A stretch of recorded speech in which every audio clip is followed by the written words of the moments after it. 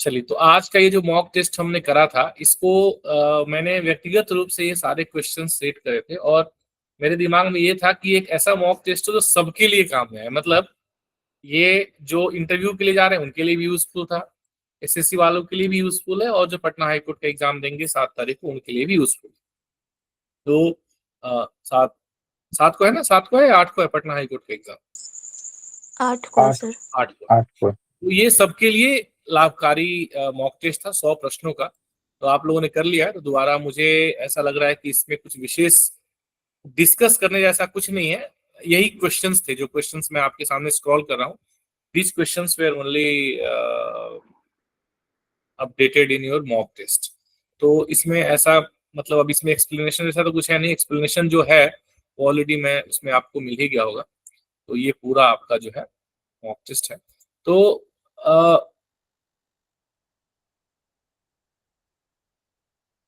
सो इसमें सबके लिए था। हालांकि फिर भी मैं देख पा रहा हूँ कि केवल 27 या 28 लोग ही इसको अटेम्प्ट किए हैं, जबकि मैं सभी लोगों से कहूंगा, जितने लोग भी सेशन में, लगभग 50 लोग अभी यहाँ पे मौजूद हैं, तो आप सभी लोग इसको, इस मॉक टेस्ट को जरूर जब भी समय मिले आप जरूर इसको अटेम्प्ट करिएगा, क्योंकि ये आपके लिए मतलब अच्छा मॉक, शब्दों के ऊपर प्रशासनिक शब्द भी है इसमें, कुछ लीगल शब्द भी है इसमें, और बढ़िया है, अच्छा शब्द, अच्छा मॉक टेस्ट है। चलिए, तो आज के सेशन में हम आगे बढ़ेंगे और आज हम लीगल ट्रांसलेशन के कुछ और एस्पेक्ट देखने का प्रयास करेंगे। जितने भी लोग पटना हाईकोर्ट की तैयारी कर रहे हैं सभी लोग ने 9 दिन का, कितने लोगों ने 9 दिन कंटिन्यूअस अनुवाद मैराथन कर लिया है? 9 दिन का आपने मतलब अनुवाद करके करके और उसे अपलोड किया है। अमन, नेमत, सोनू, केवल एक आदमी केवल एक एक एक ओके साइन देंगे। 9 दिन वाले एक आदमी केवल एक ओके साइन, बस 3 लोग। सर 8 दिन का कंप्लीट है, 9वां दिन का अभी क्लास के बाद हो जाएगा। आ रहा हूँ। चलिए, 9 दिन वाले दो 3 लोग हैं, ठीक है। 8 दिन वाले कितने लोग हैं? ज्योति, एक सिर्फ एक ही बार देना है आपको इमोजी, एक बार सिर्फ। ज्योति हैं 8 दिन वाले, ठीक है। 7 दिन वाले कितने हैं?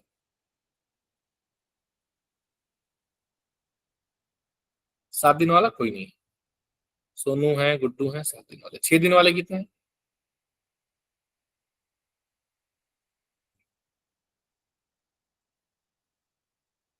तो फिर ऐसा करते हैं कि हम लोग कल आखिरी पैसेज दे करके और फिर ये अनुवाद मैराथन वाला सीरीज बंद कर देते हैं। फिर जब आप लोग कर ही नहीं रहे हैं अनुवाद तो फिर फायदा क्या है? नो सर, बंद नहीं कीजिए सर, काफी बेनिफिशियल है हमारे लिए। नहीं, पर बाकी लोगों को तो नहीं लग रहा ना बेनिफिशियल।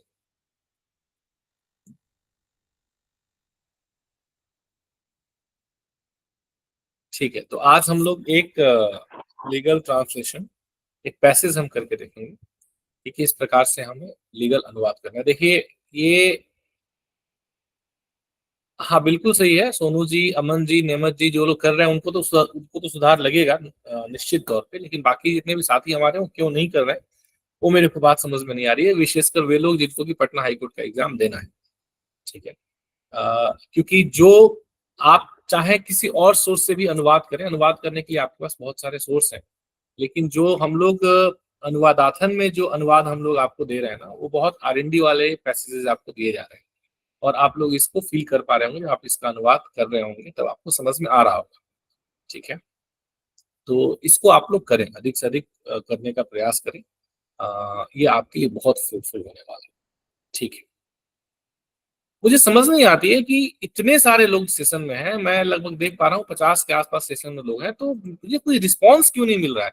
ये पिछले 2-3 दिनों से हो रहा है कि बिल्कुल कोई रिस्पांस नहीं, ना कोई कुछ बोल रहा है, बस 2-3 लोग बोल रहे हैं, ना इमोजी आप दे रहे हैं। अच्छा, इमोजी नहीं दे रहे होंगे, हो सकता है कि शायद इमोजी देना ना आता हो, पर फिर भी देखिए, इंटरैक्टिव सेशन का मतलब क्या होता है? It's not YouTube live session कि हम एक तरफ से वन वे यूट्यूब के ऊपर, नहीं तो वन वे हम यूट्यूब के ऊपर इन चीजों को डाल सकते हैं, ये कोई बहुत बड़ी बात नहीं है। लेकिन इंटरैक्टिव का मतलब क्या है कि टू वे कम्युनिकेशन होना चाहिए, तभी अच्छे तरीके से पठन पाठन का कार्य हो पाता है। वन वे में ठीक है, हो जाता है, पर 2A is always more effective. आया ना? Yes, sir. ठीक है, ओके ओके ओके, ठीक है। चलिए, तो आज हम एक पैसेज लीगल ट्रांसलेशन करेंगे, और हम इसको करके देखेंगे। थोड़ा सा कुछ हम लोग लीगल ट्रांसलेशन कैसे करना है, इसको थोड़ा सा हम लोग और इसको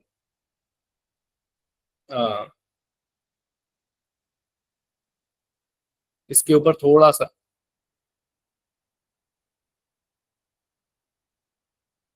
थोड़ी चर्चा करेंगे, थोड़ा प्रकाश का।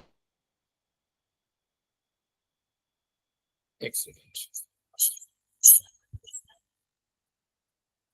हाँ जी, जितने भी साथी मोबाइल फोन से ये क्लास को अटेंड कर रहे हैं, हमारे जितने भी साथी मोबाइल फोन से इस सेशन को अटेंड कर रहे हैं, उनसे ये उनके लिए सलाह है कि आप लोग फोन को ना ऐसा रखेंगे, पोर्ट्रेट मोड में रख देंगे, ऊपर आपका स्क्रीन रोटेशन कर देंगे और पोर्ट्रेट मोड में रख देंगे, और उसके बाद स्क्रीन को टच कर देंगे। तो ना ये इस तरीके से पूरा फुल स्क्रीन, आपको ना सारी चीजें फुल स्क्रीन दिखनी शुरू हो जाएंगी। इससे आपको क्लास में जो भी कंटेंट है वो स्पष्ट दिखेगा और चीजें आपको स्पष्ट समझ में आएंगे। ठीक है, चलिए स्टार्ट करें। एक बार मुझे आप लोग थोड़ा ओके साइन देके बताइए, तो हम स्टार्ट करते हैं। थोड़ा लंबा पैसेज है, तो ठीक है, ओके। चलिए, कुछ और लोग इन्वॉल्व हुए। बिल्कुल, क्लास देखिए, इंटरेक्टिव क्लास होगी, जितने ज्यादा लोग इन्वॉल्व होंगे उतना क्लास करने में अच्छा लगता है। तो ये पूरा पैसेज है, आप लोग फटाफट पैसेज पढ़ लीजिए। याचिकाकर्ता कथित रूप से जनहित में बिहार पुलिस और बिहार विशेष सशस्त्र पुलिस में कांस्टेबल के पद पर उम्मीदवारों के चयन के लिए जारी अधिसूचना को चुनौती देना चाहता है। तो लगभग पहला जो सेंटेंस है 2.5 मतलब पंक्तियों का है, और उस प्रकार से आगे ये पूरा जो है ये आपका एक लंबा चौड़ा सेंटेंस है। इस सेंटेंस में ये सारे शब्द हमने प्रयोग किए हैं। याचिकाकर्ता को हम लोग पिटिशनर कहते हैं, जनहित को क्या बोलते हैं, पब्लिक इंटरेस्ट, अधिसूचना के लिए नोटिफिकेशन, पोजीशन के लिए पद, और उसके बाद में चयन के लिए मैं एक काम करता हूं, मैं आप लोगों से पूछ लेता हूं, है ना। फटाफट आप लोग देखते हैं कि आपने कितना लीगल ग्लॉसरी का प्रैक्टिस किया है। ठीक है, चलिए एक बार मैं आप लोगों से पूछ लेता हूँ, और सबको बोलना है। याचिकाकर्ता के लिए क्या होगा, पिटिशनर। पिटिशनर। जनहित के लिए क्या होगा, Petitioner. Public interest, public interest, public interest. अधिसूचना, नोटिफिकेशन, नोटिफिकेशन। पद, position, position. Position. Position. Position, भी होती है। रैंक, डेजिग्नेशन, रैंक भी हो सकती है, पोजीशन भी हो सकता है, और डिपेंड अपन द डिजिग्नेशन पदनाम होता है। डिजिग्नेशन पदनाम होता है। हो जाएगा। ठीक है, ठीक है, depending upon the context of the sentence. उम्मीदवार, कैंडिडेट। कैंडिडेट, चयन, चयन, सिलेक्शन, याचिका, याचिका, पिटिशन। Petition. योग्यता, Ability. एलिजिबिलिटी। एलिजिबिलिटी। समानता, Equality. Equality, equality. अभिलेख, अपीलिए, अभिलेख, रिकॉर्ड, रिकॉर्ड्स, विद्वान महाधिवक्ता, intelligent, learned advocate, advocate general, learned advocate general, advocate general. उसके बाद विज्ञापन, Advertisement. मनमानी, आर्बिट्रेशन, आर्बिट्री, आर्बिट्रेरी, ठीक है। नहीं. अधिकार क्षेत्र, मनमानी का मोनोपोली हो सकता है सर। ठीक है। मोनोपोली नहीं होगा सर उसका, मनमानी का। मोनोपोली तो एकाधिकार होता है। एकाधिकार होता है। एकाधिकार। ठीक है, चलिए अब जो है हम लोग ने बिल्कुल देख लिया इसको। तो ये आपका ये सारे टर्म्स हैं। अब इन्हीं टर्म्स के आधार पे हमें इन सेंटेंसेस का हमें लीगल सेंटेंसेस का लीगल अनुवाद करना है और देखना है कि होता कैसे है। याचिकाकर्ता कथित रूप से जनहित में बिहार पुलिस और बिहार विशेष सशस्त्र पुलिस में कांस्टेबल के पद पर उम्मीदवारों के चयन के लिए जारी अधिसूचना को चुनौती देना चाहता है। कोई नहीं, आप लोग 30 सेकेंड्स ले सकते हैं, 30 सेकेंड्स फॉर ईच सेंटेंस। फटाफट क्राफ्ट करना है और फटाफट बताना है।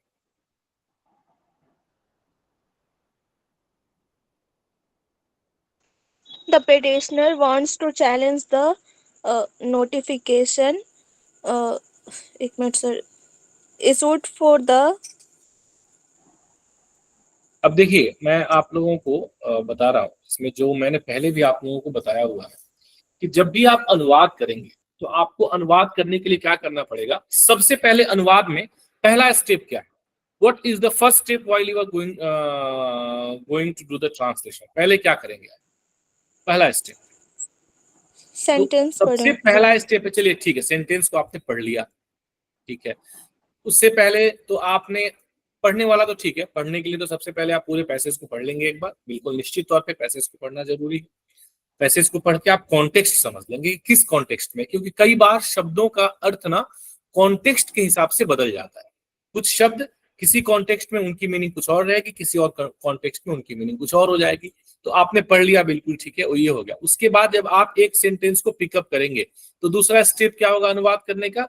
दूसरा स्टेप होगा, सबसे पहले आपको अनुवाद में सब्जेक्ट या कर्ता ढूंढना है और ये तय करना है कि इस वाक्य को मुझे कर्तृवाच्य में यानी कि एक्टिव वॉइस में बनाना है या फिर मुझे इसे कर्मवाच्य यानी कि पैसिव वॉइस में इसका अनुवाद करना है।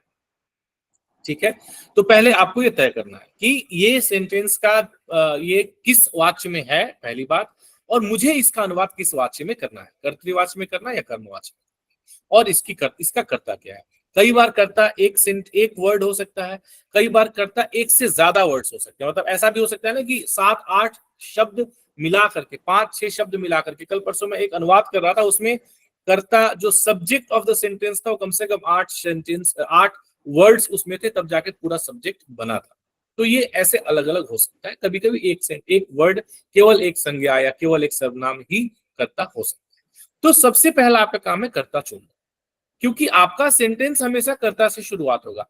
अगर आपने सही तरीके से सेंटेंस शुरू कर दिया तो आपका अनुवाद सही तरीके से हो जाने की संभावना पूरी रहेगी। कई बार हम लोग एक्सपेरिमेंट करने का प्रयास करते हैं, है ना, वह हमें करना नहीं है। कई बार ऐसा होता है कि एडवर्ब क्लॉज से, कई बार ऐसा होता है, मतलब इस तरीके से भी सेंटेंस शुरू होते हैं कुछ स्पेशल कंडीशंस में, लेकिन अभी हम लोग एक जनरल सामान्य परिस्थितियों की बात करेंगे और उसी के आधार पर हम लोग इस पैसेज को करते हुए आगे बढ़ेंगे और देखेंगे। तो अब हम लोग इस सेंटेंस में जो आपके सामने है, सबसे पहले हम लोग देखते हैं कि इसमें कर्ता क्या है। क्या है कर्ता? कर्ता क्या है इसमें? याचिकाकर्ता। कर्ता क्या है? याचिका कर्ता। तो याचिका कर्ता की अंग्रेजी क्या होगी? पिटीशनर। आपने सबसे पहले क्या है, आपका पिटिशनर हो गया। ठीक है, सबसे पहले पिटिशनर हो गया। अब जैसे आपने अपना कर्ता ढूंढ लिया और आपने अपना कर्ता ढूंढ के पिटिशनर शब्द आपने यूज कर लिया, ठीक है, आपने पिटिशनर शब्द यूज कर लिया, पिटिशनर, ठीक है, पिटिशनर हो गया। अब पिटिशनर के बाद आपने क्या करना है, सीधे सीधे कहाँ चलना है, यहां, और यहां से बैक टू, मतलब इस तरीके से आपको अपना अनुवाद करने का प्रयास करना है।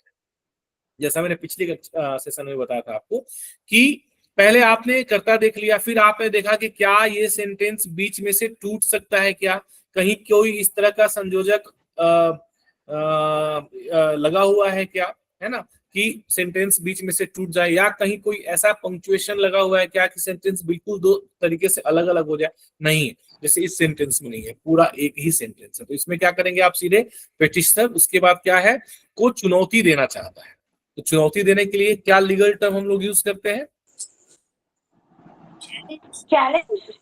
चैलेंज। बिल्कुल ठीक है, चैलेंज करना चाहता है, ठीक है। तो चुनौती देना चाहता है याचिकाकर्ता कथित रूप से। अब यहाँ पे आ गया क्या है, कथित रूप से चुनौती देना चाहता है। तो कथित रूप से के लिए क्या शब्द यूज होता है? तो इसके लिए जो हम शब्द यूज करते हैं Allegedly. हाँ बिल्कुल, एलिजेडली क्या है? देना चाहता है। तो देना चाहता है तो क्या होगा? पिटिशनर देना चाहता है ना? तो चैलेंज के पहले भी चैलेंज यहाँ पे वर्ब है क्या? चैलेंज यहाँ पे नहीं वर्ब सर। है क्या? नहीं है। तो इसके लिए हम लोग क्या शब्द यूज करते हैं? लीगल टर्म्स में सीक शब्द यूज करते हैं। तो पिटिशनर एलिजेडली सीक्स, ठीक है, सीक्स चाहता है क्या? चैलेंज। ठीक है, अब देखिए ये पूरा उल्टा चल रहा है। देना चाहता है सीक्स क्या? चुनौती, चैलेंज। किस चीज का चैलेंज? क्या किसको देना चाहता है? अधिसूचना को। तो challenge the notification, the notification, challenge the notification. ठीक है, कौन सा नोटिफिकेशन? जारी नोटिफिकेशन। तो नोटिफिकेशन इशूड, इशूड काहे के लिए जारी? के लिए, फॉर। आप देखते चलिए काहे लिए? Selection, selection. अनुवाद से आसान कोई और काम नहीं, यदि आपने जो वो ट्रिक समझ ली जो मैं आपको बताना चाह रहा हूं। सिलेक्शन काहे का? सिलेक्शन, सिलेक्शन ऑफ कौन?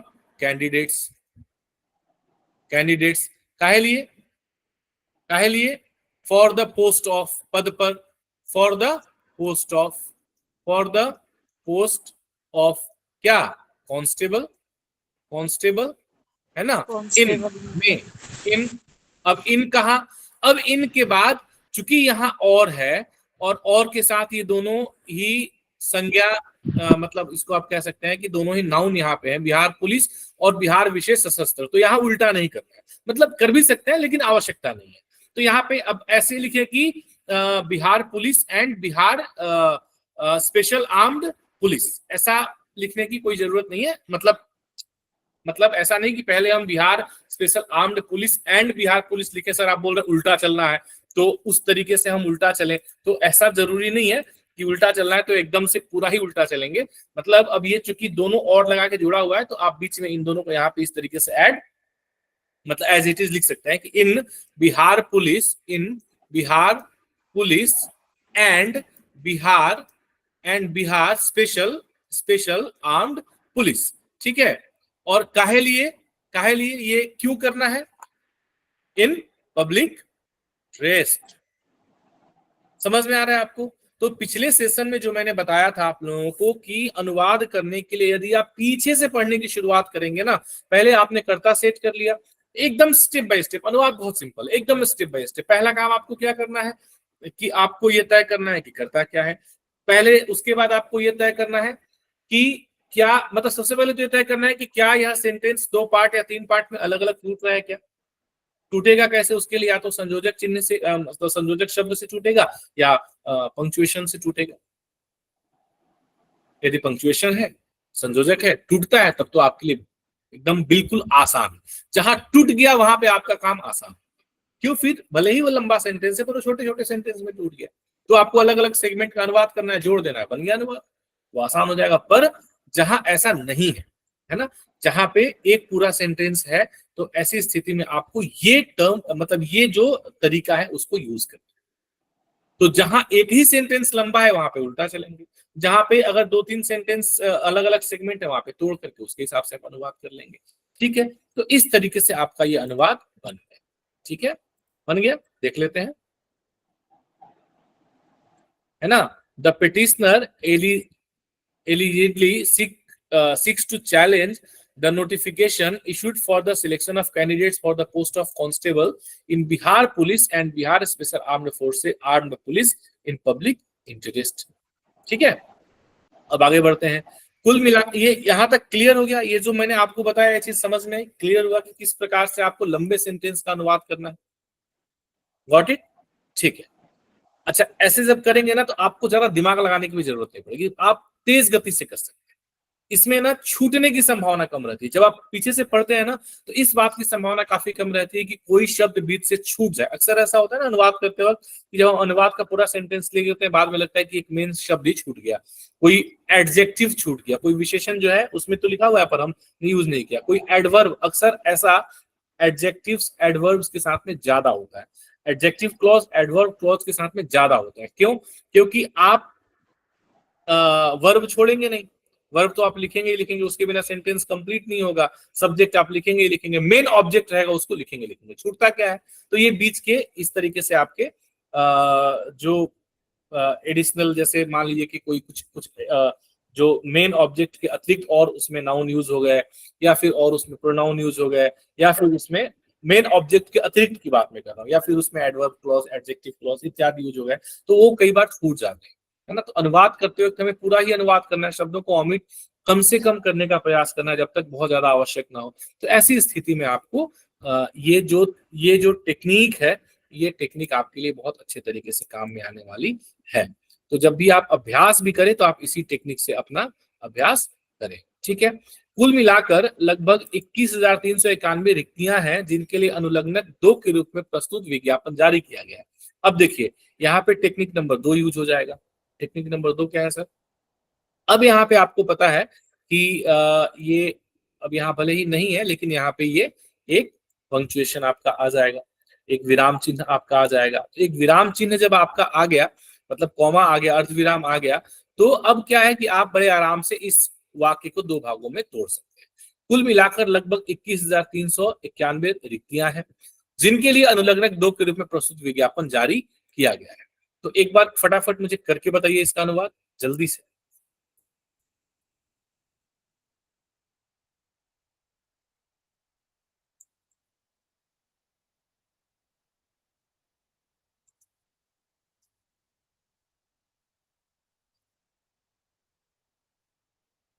तो जो पहला पार्ट है कि कुल मिलाकर 21,391 रिक्तियां हैं, है ना। तो इसको हम क्या बोलेंगे कि there are a total number of 21,391 रिक्तियों को क्या बोलेंगे? वैकेंसीज,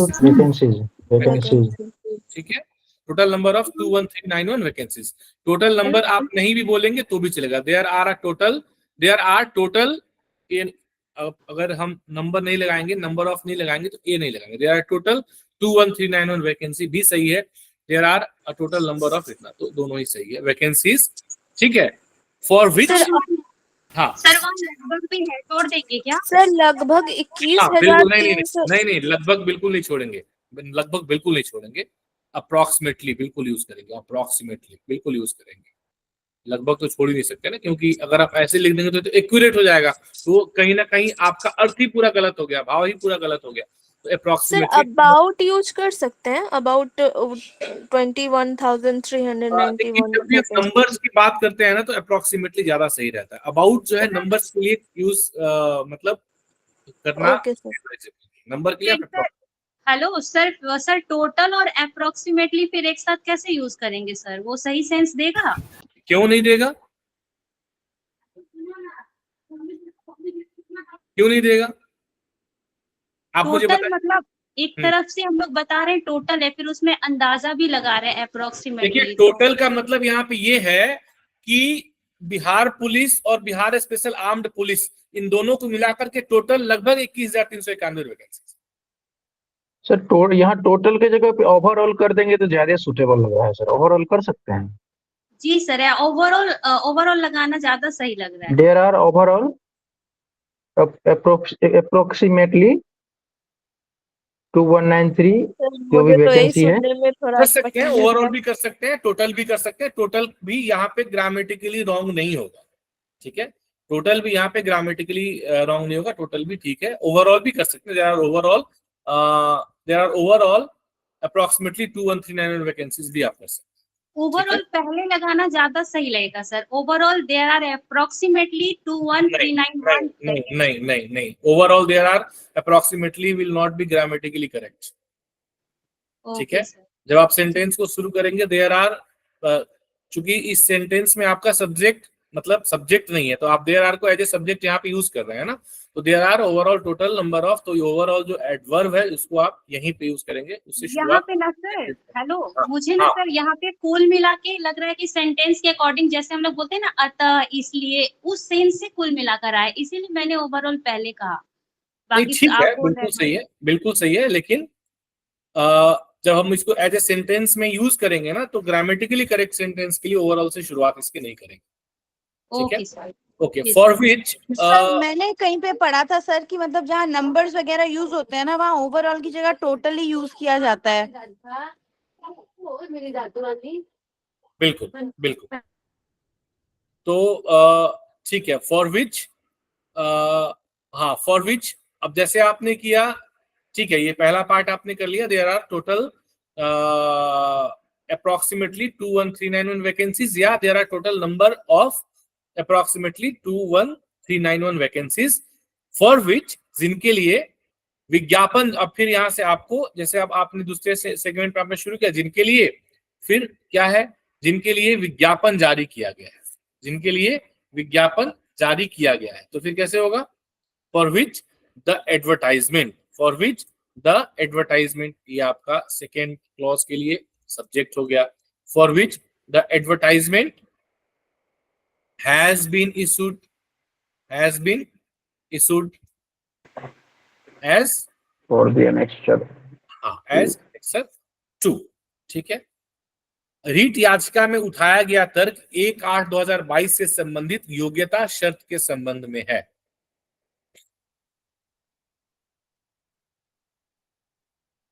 तो ये तो सिंपल सेंटेंस है, रीट याचिका में उठाया गया तर्क 1/8/2022 से संबंधित योग्यता शर्त के संबंध में है।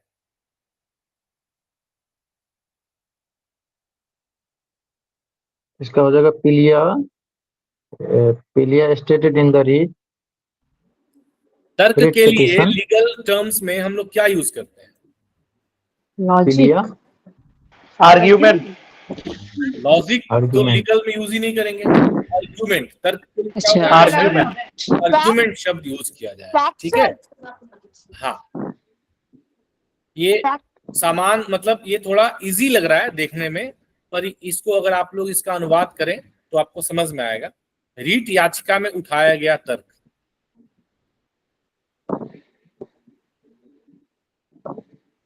Argument raised in writ petition. उठाया गया हटा के द आर्ग्यूमेंट इन रेट, या द रेट और याचिका के लिए पिटीशन लिख सकते हैं।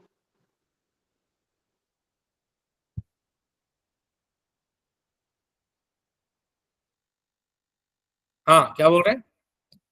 हाँ मीनू जी बताइए।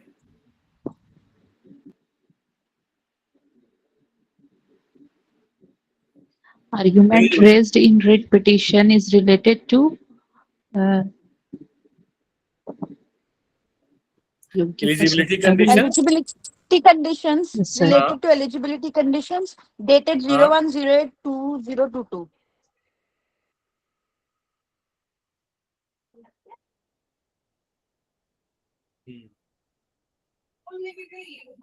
ठीक है, मुझे लग रहा है कि यहाँ पे हिंदी पार्ट पे थोड़ा सा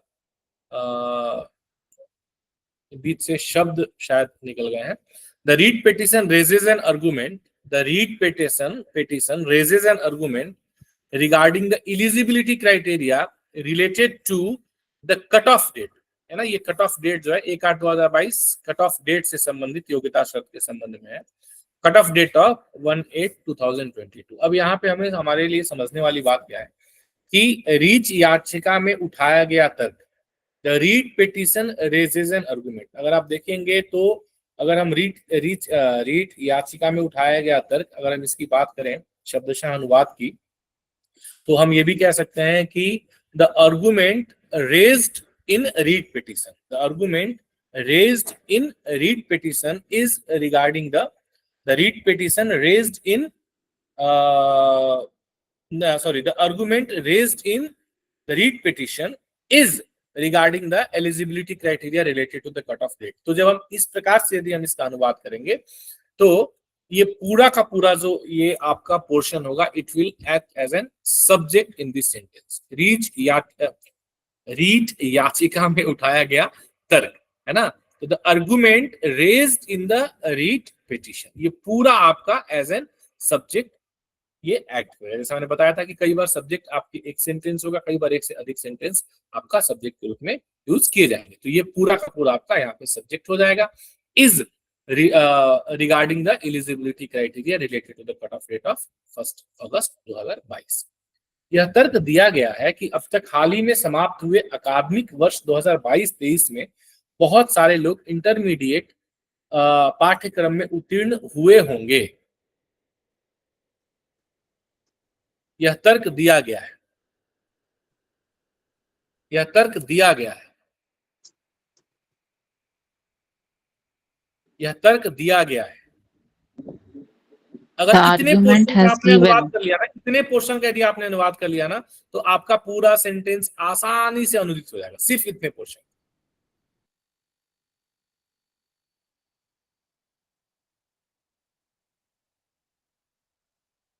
यहां पे थोड़ा सा आपको अपना ट्रांसलेशन आईक्यू यूज करने की आवश्यकता है। यह तर्क दिया गया है, इसके बाद कुछ नहीं है सेंटेंस में। It is argued. समझ लिया कि आर्गुमेंट होगा।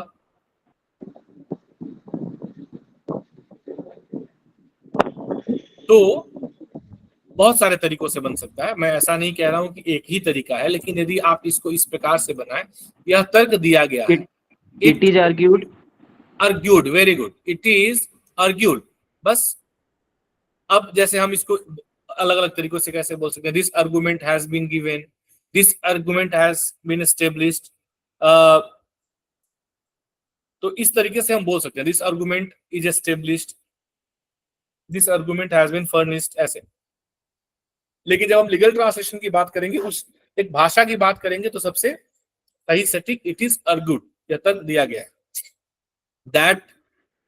दैट अब दैट यहां पे क्या आ गया कि जैसे ही छोटी की आपको दिखे, जैसे और दिखे, तथा दिखे, छोटी की दिखे, लेकिन दिखे, परंतु दिखे, पर दिखे, बहुत महत्वपूर्ण बातें बता रहा हूं, आप इनको ध्यान में रखिएगा।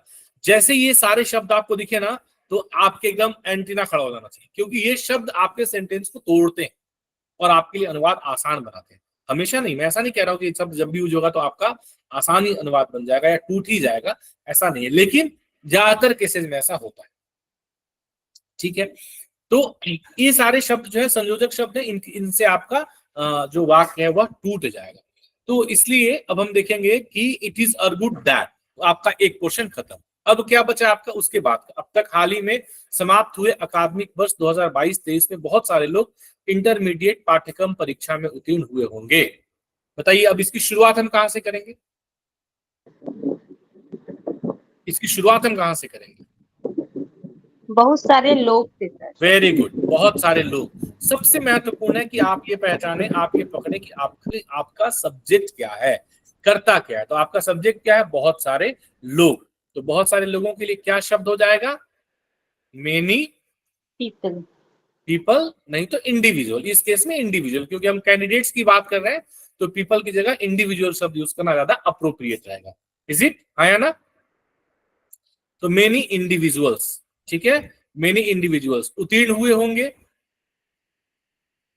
तो हुए होंगे के लिए क्या यूज किया जाता है? उत्तीर्ण हुए होंगे, Would have.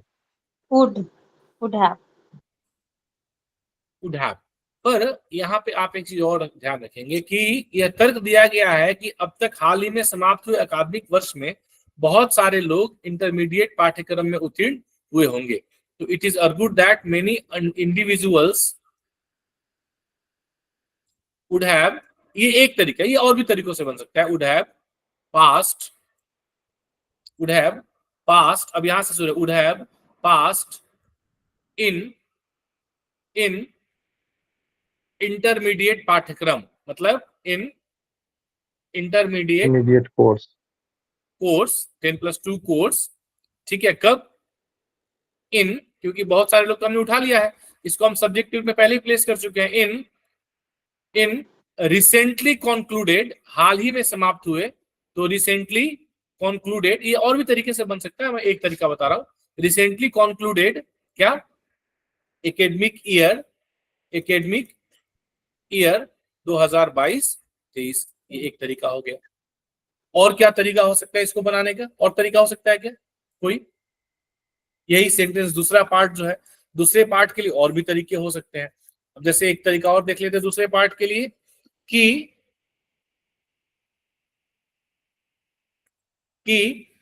Many individuals who have qualified, past की जगह हम क्वालिफाइड कह सकते हैं, who have qualified the intermediate course या 10+2 कोर्स या curriculum, many individuals who have qualified the intermediate course या curriculum in the recently concluded academic year 2022-23, ठीक है, इन द रिसेंटली कॉन्क्लूडेड 2022-23 में हैव क्वालिफाइड।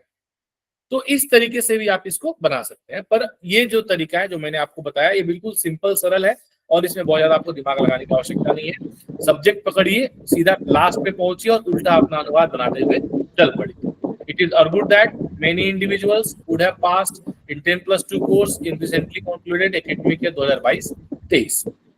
याचिकाकर्ता का तर्क अब है तक के लिए सर, हाँ जी सर ऊपर वाले में अब तक के लिए क्या लगाएंगे? Till now Recently? भी इसमें ऐड करेंगे क्या? अच्छा, नहीं, रिसेंटली। रिसेंटली बोलिए तो अब तक हाल में ये हो जाएगा, है ना, उससे आपका आ जाएगा। याचिकाकर्ता का तर्क है कि योग्यता प्राप्त करने के उद्देश्य से निर्धारित कट ऑफ तिथि कई उम्मीदवारों को बाहर कर देती है जो वर्ष 2023 में पद के लिए आवेदन करने के लिए योग्य होते।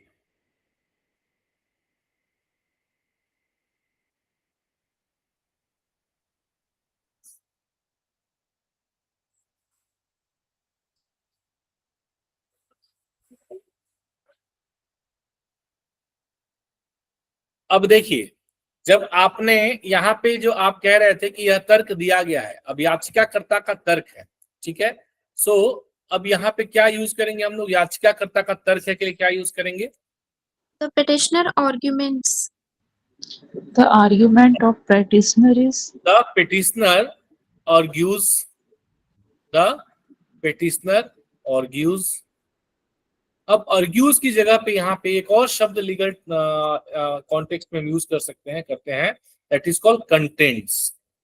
कंटेंट है ना, इसमें कंटेंट भी हम यूज कर सकते हैं।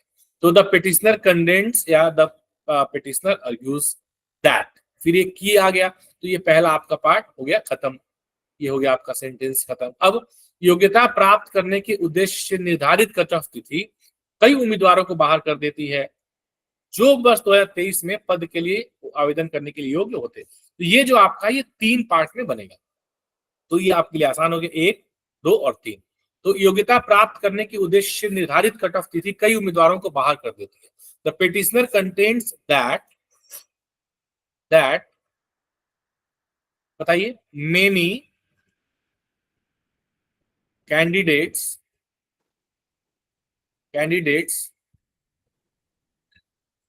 गेट्स रिजेक्टेड, एक तरीका बता रहा हूं मैं, गेट्स रिजेक्टेड या मेनी कैंडिडेट्स आर रिजेक्टेड भी आप सीधे बोल सकते हैं, आर रिजेक्टेड, गेट्स की आवश्यकता भी नहीं है, आर रिजेक्टेड, ठीक है, आर रिजेक्टेड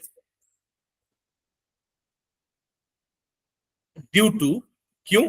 ड्यू टू निर्धारित कट ऑफ तिथि, due to the cut off date, due to the cut off date. निर्धारित के लिए क्या शब्द यूज करेंगे?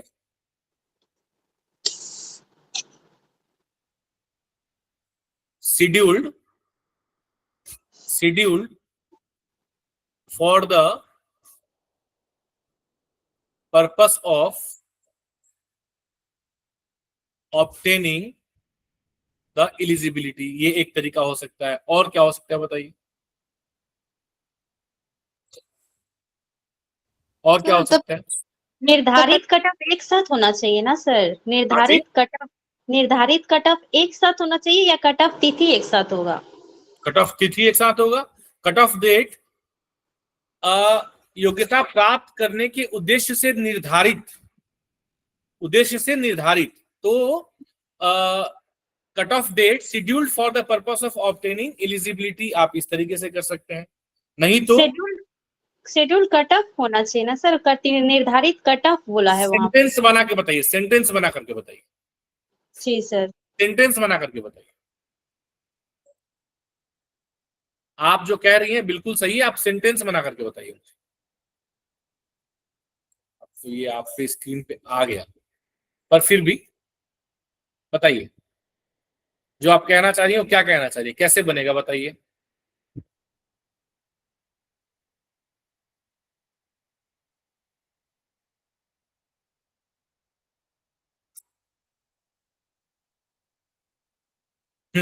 द पिटिशनर कंटेन्स दैट, हाँ ठीक है सर।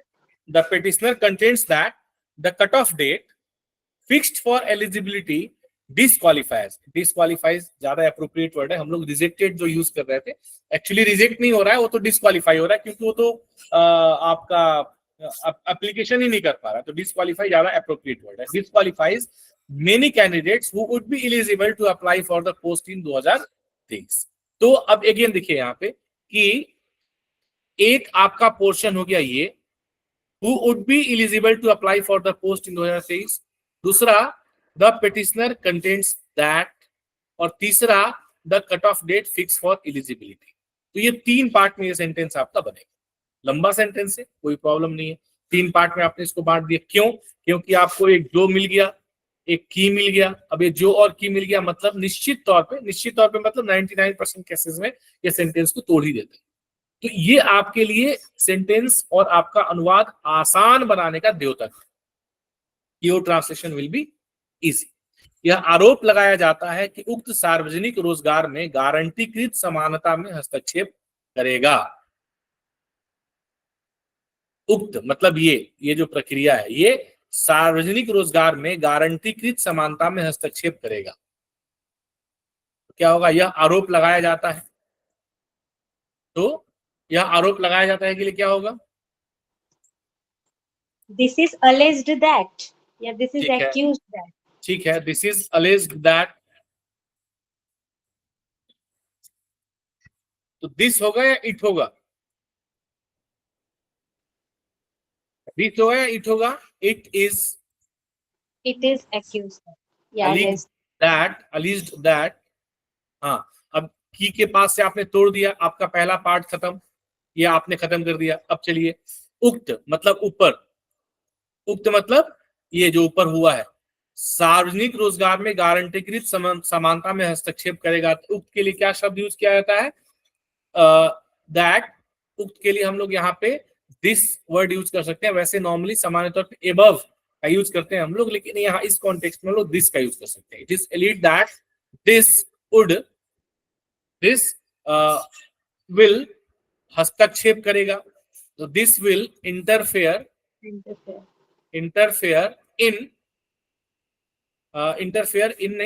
विथ प्रीपोजिशन विद लगेगा। इंटरफेयर विथ क्या? गारंटीकृत समानता मतलब गारंटेड इक्वालिटी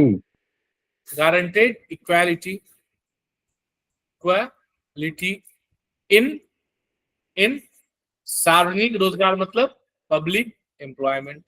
समझ में आ रहा है आप? ये पैटर्न समझ में आ रहा है? हाँ सर, आ रहा है। या फिर ये लग रहा है कि सर ये तो हम जानते हैं, मतलब ये तो हमें पता ही है, कोई नई चीज थोड़े बता रहे हैं आप? मेरे लिए तो नया है सर। नया लग रहा है? हाँ सर, अभी हेलो, मतलब कुछ लोग ना हाँ में ना में ना बोलते हैं, बस चुपचाप रहेंगे, सुनेंगे भी। कुछ तो बोलो आप। सर नया भी है, अच्छा भी लग रहा है, और लग रहा है कि आगे अब ट्रांसलेशन में प्रॉब्लम कम होगी। ऐसा सर ये होना इस तरह का। ये सर, हाँ सर, ये जो मैराथन चल रहा है सर, अगर रोज प्रैक्टिस इसी तरह से करवा देते और फायदा होगा। हाँ सर, अगर रोज रिवीजन हो जाए तो हाँ बहुत। बिल्कुल, आप लोग 24 घंटे मेरे को स्क्रीन के सामने बैठाए रखो। नो सर, लेकिन सर एक रिक्वेस्ट है, आप जो रोज हम लोगों को अनुवाथन में दे रहे हैं ना, हाँ। उसका जैसे कि सॉल्यूशन तो नीचे होता है, लेकिन अगर आप ऐसे उसको भी कर देंगे ना तो हाँ, मतलब नहीं तो आप बहुत थोड़े दिन में, नहीं मुझे पता है, थोड़े दिन में आप लोग रिक्वेस्ट करोगे सर बड़ा मुश्किल है, आप ही चले जाइए एग्जाम हमारे बदले में, पटना हाईकोर्ट में बैठ के दे करके आ जाइए। हाँ, देखिए एक नो पैटर्न सर। आप सुनिए मेरी बात, आपको देखिए ये कुछ नहीं है, कुछ भी नहीं है। It just happens because we practice, है ना। हम प्रैक्टिस करेंगे ना, ये सब हो जाएगा। ये आप भी इसी प्रकार से करेंगे, कोई बहुत मुश्किल नहीं है। मैं इस तरीके से क्यों आपको बता पा रहा हूँ, क्योंकि मैं इसको इस तरह से करता हूँ और सोचता हूँ कि मैं कैसे बताऊं कि आप लोगों को आसानी से समझ में आ जाए। तो मैं थोड़ा सा उन चीजों को डिकोड करने के चक्कर में लगा रहता हूँ कि कैसे आसानी से आपको समझा सकूं, तो उसका तरीका और क्या हो सके, तो इसलिए आप लोगों को लग रहा है। अदरवाइज प्रैक्टिस, जो मैंने आपको तरीके बताए, इससे आप प्रैक्टिस करें, धीरे धीरे धीरे धीरे धीरे धीरे आपके लिए भी यह इतना ही आसान हो जाएगा जितना ये मेरे लिए या किसी के लिए भी हो सकता है ना। जैसे आप लोग सोचते होंगे कि सुबह सुबह जब हम लोग करते हैं मॉर्निंग में सेशन अपना डेली करंट अफेयर्स का, तो इंग्लिश में पढ़ करके, और मतलब मैं इंग्लिश में मन में पढ़ता हूँ और सेम टाइम हिंदी में अनुवाद करके, मैं ऐसा नहीं कहता हूँ कि 100% में कर लेता हूँ, लेकिन मैं 90% कर पाता हूँ, 90-95% में कर पाता हूँ। शुरू में जब मैंने शुरुआत किया था तो इतना नहीं कर पाता था, हालांकि मैंने पहले भी लोकसभा इंटरप्रेटर के लिए इसका काफी अभ्यास किया है, पर वो मैं संसदीय कार्य प्रणाली में जो पार्लियामेंट्री बहसें होती थी उनका काफी अभ्यास किया था और काफी अच्छा बोला था, बहुत अच्छा मेरे को इंटरप्रिटेशन में मार्क्स भी मिला है, बहुत अच्छे मार्क्स मिले हैं, मतलब up to the satisfaction level. तो लेकिन शुरू में मुझे परेशानी हुई, पर धीरे धीरे करते करते अब बहुत आसान हो गया, और हो सकता है कि आने वाले टाइम में मैं 100% कर पाऊं। इसीलिए मैं आप लोगों को उसके लिए हमेशा इंड्यूस करता रहता हूँ कि आप लोग भी करो करो करो, क्योंकि ना ये आईक्यू डेवलप होता है, हर एक सेगमेंट का अपना एक आईक्यू होता है, वैसे ही अनुवाद का भी अपना एक आईक्यू होता है। तो जितना करेंगे उतना हमारा आईक्यू धीरे धीरे डेवलप इस क्षेत्र में होता जाएगा, ठीक है। बाकी हमें इस तरह के सेशन बीच बीच में करते रहेंगे। अभी पटना हाई कोर्ट के लिए कर रहे हैं आप लोगों की, बेसिक क्लियर हो जाएगा ना सर, तो हो जाएगा। स्पेशल हमारे तरफ से बहुत स्पेशल तैयारी है। हेलो सर, मैं एक बात बोलना चाहूंगी, आप जो वो लीगल ट्रांसलेशन देते हैं ना सर, वो बहुत फ्रूटफुल है सर, बहुत इम्प्रूवमेंट हुआ है उससे, लीगल टर्म्स वगैरह ट्रांसलेशन करने में ना सर, वो हाथ स्टॉप नहीं होता है, वो वर्ड्स जैसे लग रहा है कि हाँ आता है, परिचित हो रहे हैं हम उन सब वर्ड्स से। चलिए, बहुत अच्छी बात है, बहुत अच्छी बात है कि कम से कम मतलब कुछ जो हम कर रहे हैं उसका कुछ आप लोगों को फायदा मिल रहा है ना। तो पर ये मतलब अल्टीमेटली जो है, जब ये फाइनल रिजल्ट में कन्वर्ट होगा तभी अल्टीमेटली फायदा समझ में आएगा कि कम से कम आप लोग ये जगह खाली करो तो बाकी और हमारे साथी आए है ना। नहीं तो आप ही लोग इस जगह पे बैठे रहोगे तो फिर बाकी साथी हमारे कैसे आएंगे। तो जल्दी जल्दी से आप लोग जगह खाली करो और जाके आपकी जहाँ जगह है वहां बैठो, ठीक है। चलिए आगे बढ़ते हैं, बहुत समय हो गया। यह मामला सुबह बुलाया गया और सुनवाई के लिए अलग रखने के बाद भी मामला उठाया गया, तब भी याचिकाकर्ता की ओर से कोई पेश नहीं हुआ।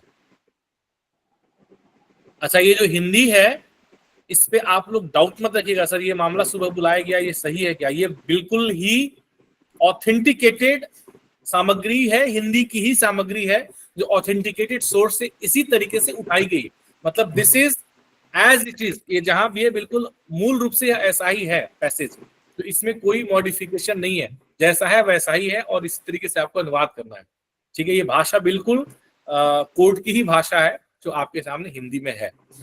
जब वो बस एक शुरू वाले में कट ऑफ डेट जो है ना, वो मेरे ख्याल से उसमें मतलब जब हम कॉपी पेस्ट कर रहे होंगे या कुछ हो रहा होगा उसमें वो डिलीट हो गया होगा, इस तरीके से, बस उतना ही, बाकी सारा एज इट इज है। तो इसमें आपको ये दुविधा नहीं रखना है कि ऐसा कैसे होगा। जब मामला सुबह बुलाया गया और सुनवाई के लिए अलग रखने के बाद भी मामला उठाया गया, तब भी याचिकाकर्ता की ओर से कोई पेश नहीं हुआ।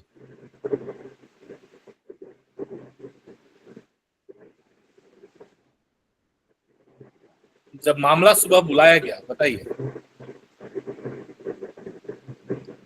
तो इसके लिए क्या होगा। अब मामला के लिए क्या किया जाता है, मामला के लिए केस। केस, केस के लिए एक और हिंदी पर्याय हम लोग प्रयोग करते हैं मैटर, प्रकरण। प्रकरण हिंदी। हाँ प्रकरण। इसके लिए हम लोग एक और हिंदी पर्याय यूज करते हैं, मुकदमा। वाद। वाद। ठीक है, तो केस के लिए प्रकरण यूज होता है, वाद यूज होता है। जब मामला सुबह बुलाया गया, व्हेन द केस वाज, बुलाया गया है तो was called in, call in मतलब बुलाना, called in the morning, in the morning. It is as simple as that, इसमें ऐसा कुछ विशेष तो है नहीं। एंड यहाँ पे आ गया आपका, तो आपका अब एक पार्ट ये हो गया खत्म, हो गया खत्म। अब और सुनवाई के अलग रखने के बाद भी मामला उठाया गया, अब एक आपका यहाँ पे है, और सुनवाई के लिए अलग रखने के बाद भी मामला उठाया गया है। बताइए, थोड़ा सा करिए आप लोग, थोड़ा सा एफर्ट डालिए,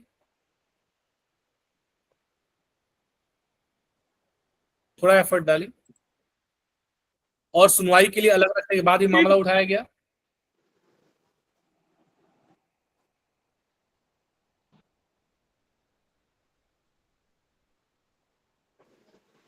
Sir, still after keeping the case aside.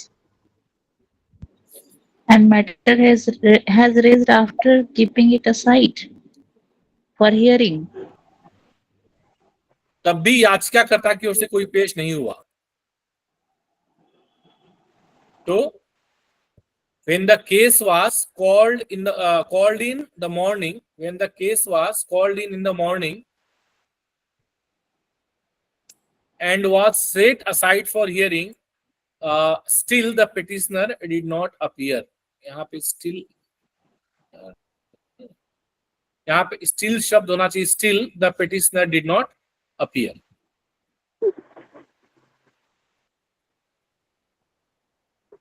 ठीक है, हमने अभिलेखों का अवलोकन किया और अभ्यर्थियों की तरफ से या प्रत्याशियों की तरफ से होगा की ओर से उपस्थित विद्वान महाधिवक्ता को भी सुना। सॉरी, प्रत्यर्थियों बिल्कुल सही शब्द है, प्रत्यर्थियों बिल्कुल सही शब्द है, प्रत्यर्थियों बिल्कुल सही शब्द है। तो प्रत्यर्थियों की इंग्लिश होती है रिस्पोंडेंट्स, रिस्पोंडेंट्स। ठीक है, हमने अभिलेखों, बाकी तो आसान है इसमें, बाकी और कुछ है नहीं। हमने अभिलेखों का अवलोकन किया, अवलोकन के लिए क्या शब्द यूज किया जाता है? पेरुस्ट होगा सर। ठीक है, पर्शिंग जो है it's an administrative term, but जब भी आप लीगल टर्म में यूज करेंगे तो आप रिव्यू यूज करेंगे। हमेशा अवलोकन के लिए क्या यूज करेंगे? रिव्यू यूज करेंगे। We reviewed the records and heard, किसको? हर्ड टू द लर्न्ड महाधिवक्ता के लिए, learned attorney general. Attorney general, महाधिवक्ता के लिए, न्यायवादी होता है। हेलो, महाधिवक्ता के लिए attorney general, advocate general, advocate general, advocate general, advocate general to heard to the learned advocate general. कौन? जो रेस्पोंडेंट्स को क्या कर रहे हैं, उनकी तरफ से उपस्थित है। तो क्या बोलेंगे? Learned advocate general present from the side of respondents. सामान्य अनुवाद ऐसे ही करेंगे, लेकिन लीगल अनुवाद में ये नहीं चलेगा। लीगल भाषा थोड़ा सा स्टैंडर्ड भाषा होती है, इसलिए लीगल अनुवाद मुश्किल होता है। तो थोड़ा इसमें हमें अपना अगेन ट्रांसलेशन IQ लाना पड़ेगा। Learned advocate general representing the respondents. Hello, respondents। Yes sir, yes sir. देखिए मेरी राइटिंग बहुत खराब है, पर आप लोग तो सुन के समझ पा रहे हैं ना मैं जो बोल रहा हूँ। ये PDF आपको पूरा मिल जाएगा एज इट इज, मतलब अनुवाद किया हुआ PDF मिल जाएगा। हो सकता है कि जो अनुवाद उस समय का किया हो थोड़ा अलग ही हो, अलग भी हो सकता है, क्योंकि अभी हम लोग ऑन स्क्रीन सेम टाइम कर रहे हैं, है ना? ठीक है, एंड हाँ, जनरल रिप्रेजेंटिंग द रिस्पोंडेंट्स। ठीक है, विद्वान एजी ने पहली बार में बताया कि कट ऑफ तिथि का प्रिस्क्रिप्शन बिहार सरकार के उस तारीख को भी आयु सीमा निर्धारित करने के निर्णय के अनुरूप था जो विज्ञापन के खंड 17 से स्पष्ट है। अच्छा, एक चीज और मैं आप लोगों को बता देता हूं।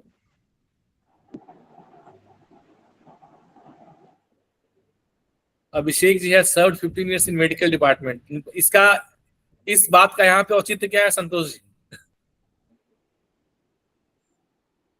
हैंड राइटिंग वाला बात आ गया सर, हैंड राइटिंग के लिए, हैंड राइटिंग में अच्छा ओके ठीक है समझ गया। हैंड राइटिंग के लिए नहीं, मेरी हैंड राइटिंग इतनी खराब नहीं है, पर यहाँ पे थोड़ा सा ऑन स्क्रीन लिखने में थोड़ी दिक्कत आती है, मतलब वो आदत नहीं है।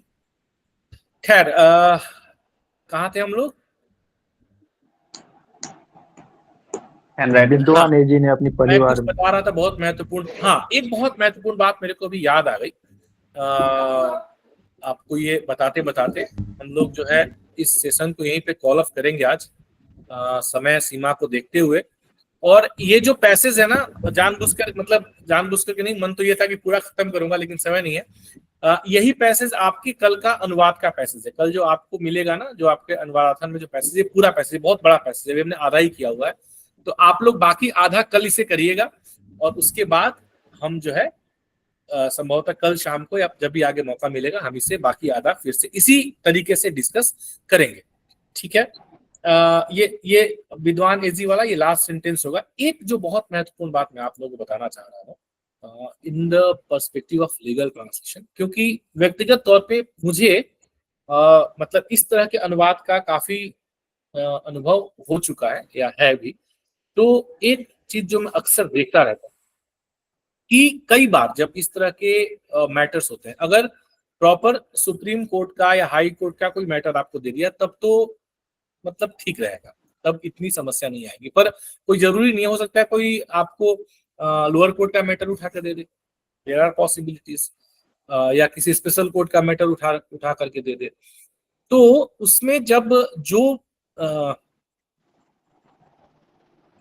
जो आपके ऑर्डर हिंदी में पास किए जाते हैं ना, उसमें अक्सर क्या करते हैं, मतलब जो भी, चूंकि क्या इसमें होता है कि जज जो है वो डिक्टेट करेंगे और उनके जो भी स्टेनो हैं या जो भी टाइपिस्ट है वो टाइप करेंगे, नॉर्मली ऐसा होता है। तो वे लोग ना फुल स्टॉप का बहुत कम, मतलब विराम चिन्हों का बहुत कम प्रयोग करते हैं। उनमें ना केवल और की से पूरा चलता रहता है। तो कई बार ऐसा होगा कि सेंटेंस आपका शुरू होकर के ना एक एक पेज में ना एक एक पूरा सेंटेंस चला जाएगा, आपको फुल स्टॉप तो मिलेगा ही नहीं, आप घबरा जाओगे, आप लिटरली घबरा जाओगे। और आप लोग मुझे याद दिलाइएगा, इसी बीच में ना मैं आपको एक दो ना गजट नोटिफिकेशन का अनुवाद बताऊंगा और आपको मैं लिटरली दिखाऊंगा कि कैसे एक ही सेंटेंस में पूरा पेज चला जाएगा। वो अलग है, वो अभी जो मैं बोला वो चीज नहीं है। जो मैं गजट नोटिफिकेशन बोल रहा हूँ वो एक्चुअली एक सेंटेंस होता है, उसको आप तोड़ भी नहीं सकते हो, वो एक ही सेंटेंस में करना पड़ता है, पूरा पेज रहता है एक सेंटेंस में, दैट इज डिफरेंट। मैं अभी जो कह रहा हूँ वो जबरदस्ती वाला होता है, उसमें आपको फुल स्टॉप कॉमा लगाने की पूरी जगह है, अलग अलग सेंटेंस बनाए जा सकते हैं लेकिन नहीं बनाते हैं। वो आदत, मतलब वो लीगल वाले में ना ये ऐसी आदत रहती है, और करके वो चलता रहता है। ऐसी स्थिति में ऐसा आवश्यक नहीं है कि आप भी वैसे ही करें, कोई जरूरी नहीं है।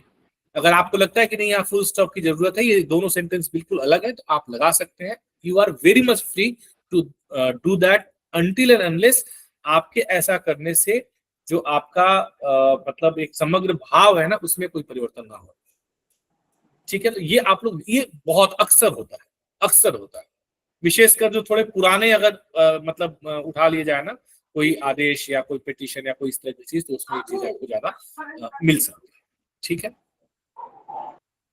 तो ये है, तो इसको भी आप लोग ध्यान रखेंगे। और इस तरह के भी पैसेज में कुछ आप लोगों को आगे अभी जो अगला हमारा अनुवादाथन शुरू होने वाला है, जो कि इस बात पर निर्भर करेगा, क्योंकि ये अनुवादाथन हमारा कल खत्म हो रहा है। इसके बाद हम 2 दिन का मैं ब्रेक लूंगा और 2 दिन के ब्रेक में मैं सबको बोलूंगा कि भाई आप लोग ये पूरा 10 पैसेज कंप्लीट करो। इट विल अगेन डिपेंड कि आप में से कितने लोग, जितने भी लोग हमारे हैं जो अभ्यास कर रहे हैं, उसमें से अगर 50% लोग भी कंप्लीट करते हैं तभी अगला अनुवादाथन आएगा, वरना अगला अनुवादाथन फिर नहीं आएगा। फिर ऐसे ही बीच बीच में एक एक पैसेज, मैं भी जैसे अगर आप लोग ऐसे करोगे तो मैं भी ऐसे करूंगा, तो एग्जाम तो आप लोगों को देना है। है ना। तो अगर आप लोग गंभीरता दिखाएंगे तो मैं भी उतने ही मन से करूंगा, और नहीं तो फिर मैं भी बेमन से करूंगा, ये आपके ऊपर डिपेंड करता है। ठीक है, तो ये आखिरी सेंटेंस आज का। विद्वान एजी ने पहली बार में बताया कि कट ऑफ का प्रिस्क्रिप्शन बिहार सरकार के उस तारीख को भी आयु सीमा निर्धारित करने के निर्णय के अनुरूप था जो विज्ञापन के खंड 17 से स्पष्ट है। बताइए, ये आपके लिए in your goal.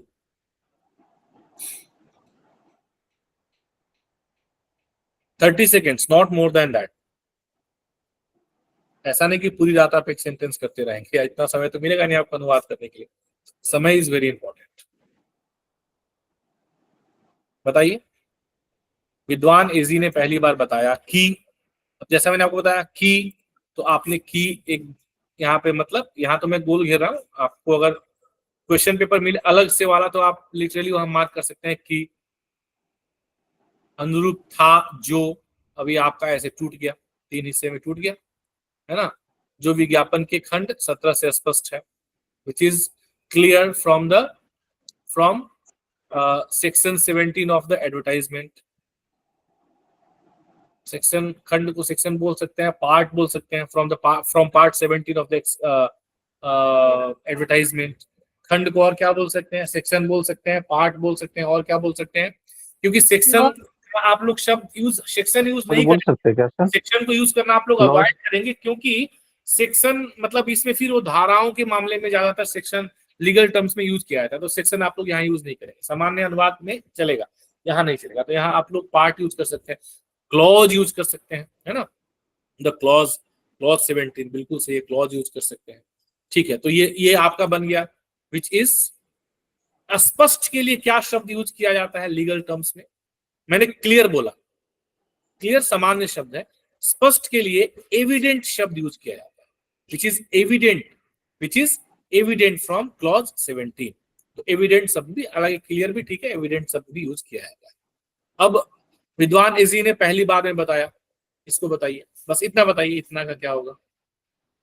Firstly, scholar AG stated that हाँ, the prescription of cut-off date was, उसके बाद सर अभी बना रही हूँ, इतना ही क्या है। हाँ, तो विद्वान का क्या होगा, लर्नेड। लर्न। एजी को आप एजी लिख दीजिए, एडवोकेट जनरल की जरूरत नहीं है। पहली बार में बताया मतलब स्टेटेड, फर्स्ट, पहली बार में दैट। ये पोर्शन कंप्लीट। कट ऑफ तिथि का प्रिस्क्रिप्शन बिहार सरकार के उस तारीख को भी आयु सीमा निर्धारित करने के निर्णय के अनुरूप था। अब मुझे बताइए कि इस पोर्शन में, ये जो पोर्शन है, ये यहां से लेकर के और यहां तक, इसमें सब्जेक्ट क्या होगा, सब्जेक्ट क्या होगा? प्रिस्क्रिप्शन सर, ये पूरा आपका सब्जेक्ट हो जाएगा, कट ऑफ तिथि का प्रिस्क्रिप्शन। तो क्या लिख देंगे हम, prescription of cut off date, है कि नहीं, है ना। जी सर। तो prescription of cut off date हो गया। फिर वाज था, was according to the, according निर्णय, अकॉर्डिंग टू द क्या निर्णय, डिसीजन, काहे का decision, determining the age limit, determining the age limit, decision नहीं, decision of the state of Bihar, state of Bihar for determining the age limit on that date, ये आपका बन जाएगा, on that date which is evident from the clause 17 of the advertisement. ये हमने बना लिया है। तो ये बन गया आपका बिल्कुल एकदम बढ़िया, चकाचक हो गया हमारा। हम देख लेते हैं कि इसका क्या जो किया है थोड़ा हमने उस समय। The learned advocate general first stated that the prescription of the cut off date, ठीक है, वाज कंसिस्टेंट, अनुरूप के लिए इन्होंने कंसिस्टेंट बोला, ठीक है, was consistent with the Bihar governments decision, है ना, with the Bihar government decision, हमने बोला decision of state of Bihar, ठीक है, बात होती है रिगार्डिंग द एज लिमिट, तो ठीक है, हमने क्या बोला डिटरमाइनिंग द एज लिमिट, इन्हें बोला रिगार्डिंग द एज लिमिट, तो ठीक है, एज लिमिट बोल देने से डिटरमाइनिंग समझ में आ जाता है, which is clear from clause 17, which is evident, ज्यादा मतलब यूज किया जाता है लीगल टर्म्स में, विच इज एविडेंट या clear from clause 17 of the advertisement, तो ऑलमोस्ट हम लोग ने सही किया। तो इस तरीके से ये आपने देखा कि आपका पूरा आधे पैसेज का हमने अनुवाद किया, आधा पैसेज अनुवाद आपका बाकी है, इसका अनुवाद भी अच्छा ये पूरा एक साथ में करके दिया हुआ है, तो ये कल का आपका पैसेज है, कल आप इसे अनुवाद कीजिएगा और उसके बाद फिर हम लोग आगे इसको देखेंगे। तो इस प्रकार से आज का ये हमारा लीगल ट्रांसलेशन का एक बहुत ही मुझे लगता है कि फ्रूटफुल सेशन, जैसा कि आप लोग कह रहे हैं, यदि आप लोगों को लगा तो एक फ्रूटफुल सेशन यहाँ पे होता है समाप्त। रात के 10-20 हो गए, बहुत समय हो गया है। सो अगर किसी का कोई प्रश्न हो तो अगले 1 मिनट में पूछ सकते हैं, उसके बाद हम लोग सेशन पे ये कॉल ऑफ। सर इसमें बीज, सर एक प्रश्न है सर, जैसे अभी जैसे सब्जेक्ट खोजने के बाद सीधा हम वर्ब पे जाते हैं, उसके बाद सर लेफ्ट की तरफ जाते रहते हैं, कहीं कहीं आप देख रहे हैं कि बीच से भी सेंटेंस को उठा लेते हैं बीच बीच से, वो कैसे पकड़ेंगे सर, वो कैसे आएगा हम लोगों को? नहीं, वो तो आपको समझ में आ जाएगा ना, वो तो आपको समझ में आ जाएगा, जैसे आप सेंटेंस पढ़ेंगे ना तो वो समझ में आ जाएगा कि किसको हमें, देखिए बीच में मतलब क्या है, अगर वो पूरा क्लॉज रहेगा, बीच में आप किसको उठाएंगे, अगर वो एक पूरा क्लॉज रहेगा तो क्लॉज को तो उल्टा नहीं करेंगे ना आप, वो पूरा क्लॉज रहेगा तो पूरा क्लॉज को तो आप सीधा ही करेंगे, तो हो रहा है उल्टा ही, लेकिन वो पूरा क्लॉज एक साथ में आप रख रहे हैं, है ना जी। वो इस तरीके से होगा। थैंक यू, ठीक है, चलिए, so thank you so much, all the very best, शुभ रात्रि, फिर मिलते हैं कल सुबह 6:30 बजे। हाँ सर, इस तरह का भी सेशन रखिए सर बीच बीच में, बहुत अच्छा सेशन है सर, आज का सेशन बहुत अच्छा रहा। चलिए, बिल्कुल ओके, अनुवादासन तो ठीक है सर, लेकिन जब तक उस सेशन नहीं सीखेंगे तब तक अनुवाद नहीं हो पाएगा। सेशन अच्छा लगा तो आप लोग ग्रुप में जा करके, RAPC पेड बैच ग्रुप में, SSC JST ग्रुप में, हाई कोर्ट ट्रांसलेटर ग्रुप में, आप सब लोग एक एक मैसेज डाल दीजिए, ताकि जो साथी नहीं जुड़ रहे हैं वे भी जुड़े, ताकि इस तरह के सेशन का वे फायदा उठा सके, है ना, क्योंकि सब लोग सेशन में तो हैं, हमारे साथ जुड़े तो हुए हैं, लेकिन वो लाइव सेशन में आते नहीं है। सर हम तो रिकॉर्डेड सेशन देख लेंगे, पर रिकॉर्डेड में क्या वह आनंद है जो इस लाइव सेशन में आनंद था, है ना, नहीं ना जी सर, लैब में इंटरेक्टिव होता है ना। चलिए, तो अभी सब लोग जो है पक्का अपना अपना एक एक कमेंट सारे ग्रुप्स में डाल दीजिए।